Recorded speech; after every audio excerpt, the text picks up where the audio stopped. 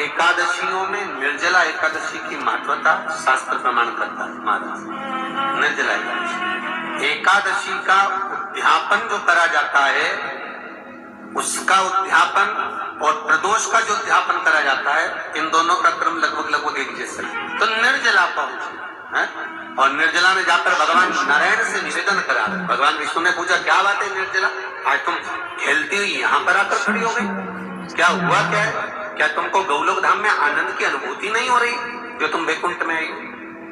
बार बार पूछा, निर्जला हुआ क्या, तुम चला है एकादशी, हुआ क्या है, क्या कारण है तुम्हारे यहाँ आने का, वैकुंठ पहुंचने का? शास्त्र कहता है सोमवार, मंगलवार, बुधवार, गुरुवार, शुक्रवार, शनिवार, ये देवता वो देवता सबके व्रत कर लो, सारे व्रत कर लो, पर ये व्रत आपको परमात्मा के धाम तक लेकर नहीं जा सकते, क्योंकि इनका जो पुण्य है वो मृत्यु लोक में आप थोड़ा सा भी गलत करते हैं तो पुण्य समाप्त हो जाता है। पर हिंदू धर्म के 3 व्रत ऐसे बता दिए जिन व्रतों का पुण्य समाप्त नहीं हुआ, जिनका पुण्य प्रबलता में बढ़ता गया। पहले नंबर पर एकादशी, दूसरे नंबर पर प्रदोष और तीसरे नंबर पर शिवरात्रि। एकादशी भी 26 से तो प्रदोष भी जम के बोलते जाओ 26 से, शिवरात्रि केवल 12, केवल 12, और अगर अधिक मास भी पड़ जावे तो ये, पर अधिक की आय इसको है।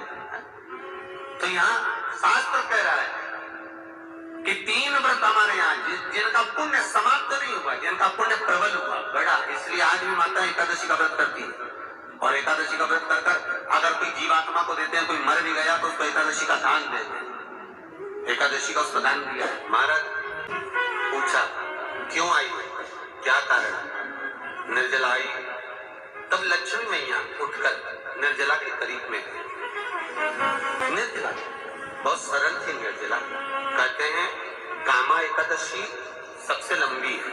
कौन सी एकादशी? कामा। फिर मोक्षदा उससे नीची है महाराज। और निर्जला जो है बिल्कुल छोटा स्वरूप है। निर्जला का मतलब देखा जाए तो केवल 2 चोटी करी हुई है। मस्तक पर भोर लगा हुआ है निर्जला के, माथे पर बिंदी लगी हुई है निर्जला के, सुंदर गले में तुलसी की मालाएं पहनी है निर्जला, हाथ में जो हाथ फूल जैसी माताएं पहले पहनती थी, आपको ध्यान में होगा, ऐसा बड़ा फूल होता था, अंगूठियां पड़ी होती थी, हाथ में ऐसा लगा रहता। तो निर्जला हाथ फूल भी तुलसी के धारण करती, बड़ा सुंदर स्वरूप है माता निर्जला का। महाराज छोटी है तो माता लक्ष्मी उनके पास में गई और निर्जला से जाकर पूछा, निर्जला तेरे आने का कारण क्या है, तू बता। नारायण आपसे पूछ रहे हैं कि क्यों आई हो, किस लिए आई हो, क्या है तुम्हारे आने का कारण? निर्जला ने कहा कि केवल इतनी सी है मां कि मैं चाहती हूं कि मैं जीव के प्राण छूटने के बाद उसके प्राणों को जिस समय मैं लेकर जीवात्मा के प्राणों को परमात्मा तक भेजूं, वैकुंठ तक भेजूं, गौलोक धाम तक भेजूं, उस बीच में मुझे ले जाते समय कई नरक भी बीच में पड़ेंगे, कई स्थान ऐसे बैतरणी आदि के स्थान बीच में आएंगे, तो वो स्थान में मुझे रोका ना जाए,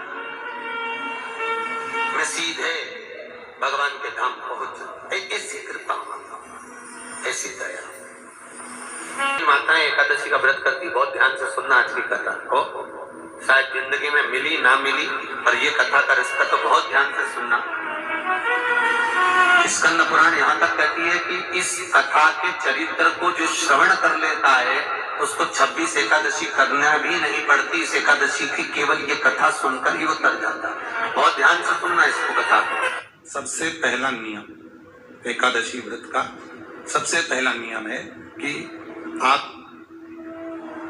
जिस दिन व्रत करो उसके 1 दिन पहले भक्ति का संचार इस हृदय में करो।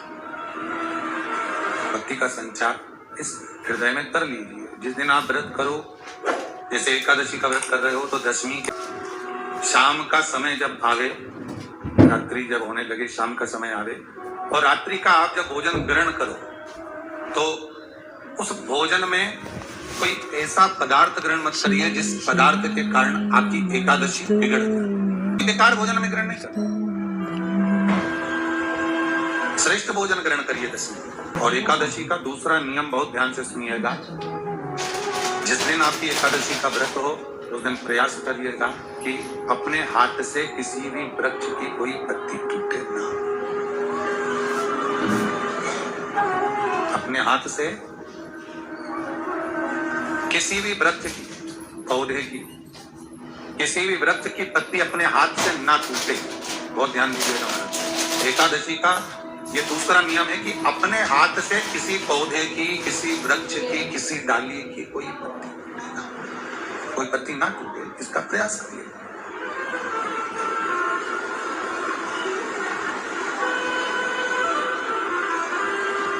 कितना सुंदर व्याख्यान कहा है, कितना सुंदर वर्णन है हमारा,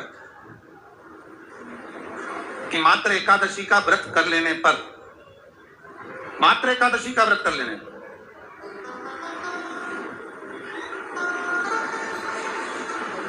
जो पूर्व में किया गया हमारा पाप कर्म है, हमने किसी जीव की हत्या करी है, हमने किसी को कष्ट प्रदान करा है, हमने किसी को अपशब्द कहा है, हमने आड़ा टेढ़ा कहा है, हमने किसी को गालियां दे दी है, मात्र एकादशी का व्रत ही कर लेने पर ये सारे जो दोष हैं वो समाप्त हो जाते। करिएगा थोड़ा सा अपने मन में, कि चित्तन अपनी वृत्ति में एक बात उतारिएगा, एक अपने मन में एक बात को उतार कर रखिएगा कि आप अपने पाप को, अपने पाप कर्म को जिस दिन क्षीण करने वाले हो, समाप्त करने वाले हो, अपने पाप को आप जिस दिन समाप्ति पर लेकर जा रहे हो, तो उसके एक दिन पहले आपको प्रसन्नता होना चाहिए कि नहीं होना चाहिए, कि कल मेरा पाप कटने वाला है, कल मेरा पाप समाप्त होने वाला है। जो मैंने पाप कर्म करा है वो समाप्त होगा, जो मैंने पाप कर्म करा है वो कल समाप्त हो जाएगा। तो एक दिन पहले आपके चेहरे पर प्रसन्नता होगी ना हो?